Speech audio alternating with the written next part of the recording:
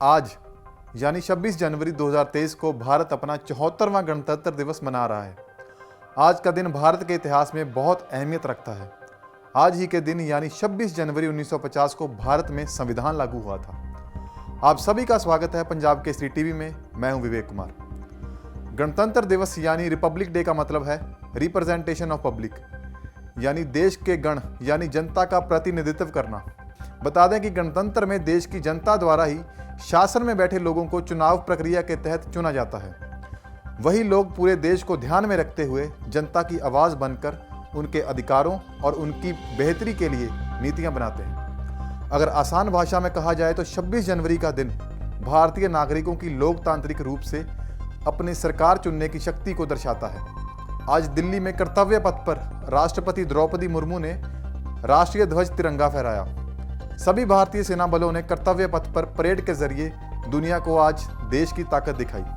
सैन्य शक्ति के साथ कर्तव्य पथ पर अलग अलग झांकियों के जरिए देश की सांस्कृतिक प्रतिष्ठा का भी प्रदर्शन हुआ।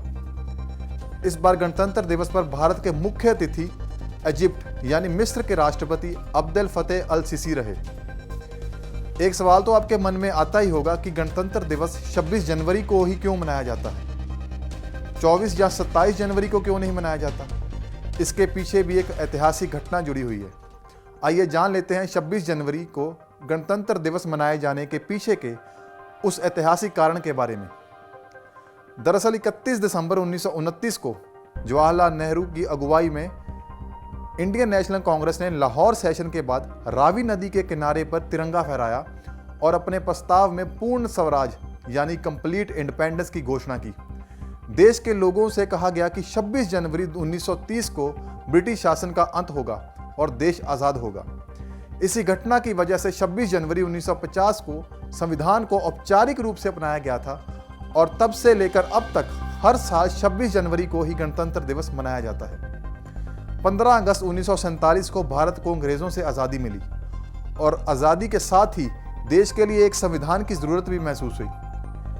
ऐसे में इसे बनाने के लिए एक संविधान सभा यानी कॉन्स्टिट्यूएंट असेंबली का गठन हुआ था। इस सभा ने 9 दिसंबर 1946 से संविधान बनाने का काम शुरू किया। भारत की संविधान सभा के अध्यक्ष डॉक्टर राजेंद्र प्रसाद थे, जबकि संविधान की ड्राफ्टिंग समिति के अध्यक्ष डॉक्टर भीमराव अंबेडकर थे। डॉक्टर अंबेडकर ने भारत के संविधान को बनाने में एक अहम भूमिका निभाई थी, जिसकी वजह से उन्हें संविधान निर्माता और फादर ऑफ इंडियन कॉन्स्टिट्यूशन भी कहा जाता है। भारत का संविधान दुनिया का सबसे बड़ा लिखित संविधान है, जिसे बनाने में पूरे 2 साल 11 महीने और 18 दिन लगे थे। संविधान को अंतिम रूप देने से पहले विधानसभा ने 2 साल तक कई सत्र यानी सेशन आयोजित किए। कई बैठकों और चर्चाओं के बाद 308 विधानसभा सदस्यों ने 24 जनवरी 1950 को 2 हस्तलिखित प्रतियों पर एक हिंदी और एक अंग्रेजी में हस्ताक्षर किए। इसके बाद 26 नवंबर 1949 को संविधान सभा द्वारा अध्यक्ष डॉक्टर राजेंद्र प्रसाद को देश का संविधान सौंपा गया था और उसे मंजूर भी किया गया। यही वजह है कि हर साल 26 नवंबर को ही संविधान दिवस के रूप में मनाया जाता है। भारत को 15 अगस्त को अंग्रेजों से आज़ादी तो जरूर मिली, मगर अपना संविधान ना होने के कारण भारत का शासन 29 महीनों तक ब्रिटिश संसद द्वारा पारित भारत सरकार अधिनियम यानी गवर्नमेंट ऑफ इंडिया एक्ट 1935 के अनुसार ही चलता रहा था। आज़ादी मिलने के बाद भी ब्रिटेन की रानी द्वारा नियुक्त गवर्नर जनरल लुईस माउंटबेटन 21 फरवरी 1947 से 21 जून 1948 तक राष्ट्र प्रमुख के तौर पर पदासीन थे। माउंटबेटन के बाद गवर्नर जनरल के पद पर पहले और अंतिम भारतीय नेता चक्रवर्ती राजगोपालाचारी पदासीन अवश्य हुए, मगर उनकी नियुक्ति भी ब्रिटेन की रानी की ओर से हुई और उन्होंने भी तत्कालीन कानून के अनुसार रानी के प्रति निष्ठा और समर्पण की शपथ ली थी। अंग्रेजों के जाने के बाद से लेकर संविधान लागू होने तक भारत में सी राजगोपालाचारी ने भारत के आखिरी गवर्नर जनरल के तौर पर सेवाएं दी। लेकिन 26 जनवरी 1950 को संविधान भारत में लागू होते ही देश को डॉक्टर राजेंद्र प्रसाद के रूप में अपना पहला राष्ट्रपति मिला। आपको बता दें कि 19 नवंबर 2015 को भारत सरकार ने गजट नोटिफिकेशन के जरिए 26 नवंबर को संविधान दिवस के रूप में मनाने का निर्णय लिया था। इसके बाद 26 नवंबर 2015 को पहला संविधान दिवस मनाया गया।